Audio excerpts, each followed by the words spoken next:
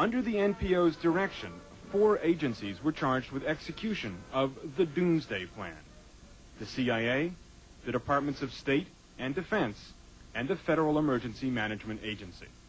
An effort was being made to consolidate continuity of government programs across several major departments of the government under one office, which turned out later to be called the National Program Office. Bruce Blair is the only person we found who would openly confirm the NPO's existence. He was hired by the program in 1985, but left before he received his security clearances or worked on specific projects. As I understood it, this office fell under the jurisdiction of the Office of the Vice President. Then Vice President George Bush was the first in charge. Today, Vice President Dan Quayle heads the program. It is overseen directly by the White House because of its fundamental mission: to make sure that constitutional government survives Armageddon. It's a necessity, not just a good concept. It's a responsibility of the presidency of the United States to have something to ensure the people of this country that their system is going to continue. Bob and other sources believe deeply in the NPO's mission, but they fear its doomsday plan simply won't work. They say it is so hidden from normal government oversight, so insulated, so protected, that problems don't come to light, and malfunctions are not corrected. They say this lack of oversight leads to fraud and abuse.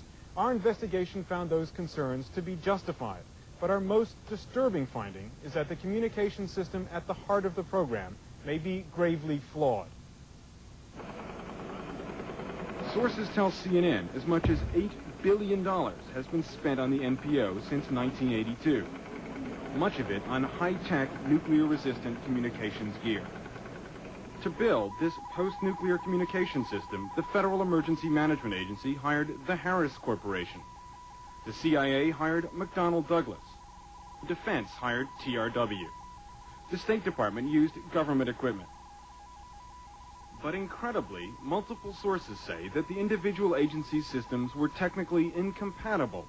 In other words, they couldn't talk to each other. Equipment didn't work. System A wouldn't integrate with System B, but System B was critical to interface with System C, and none of it interfaced. It was like, so what? We'll catch up with it later. But later never came. Our sources told us that the NPO's immunity from oversight allowed its problems to spiral so out of control that an outrageous fraud was perpetrated by the NPO on the very senators and congressmen who were authorizing taxpayer money to pay for the program. It happened at a secret site near Great Falls, Montana. Sources say that in late 1985, then Speaker of the House Tip O'Neill and Senate Appropriations Chairman Robert Byrd were among key officials who participated in the first major test of the new communications system. NPO officials were afraid the system would fail in front of their powerful guests, so they rigged the test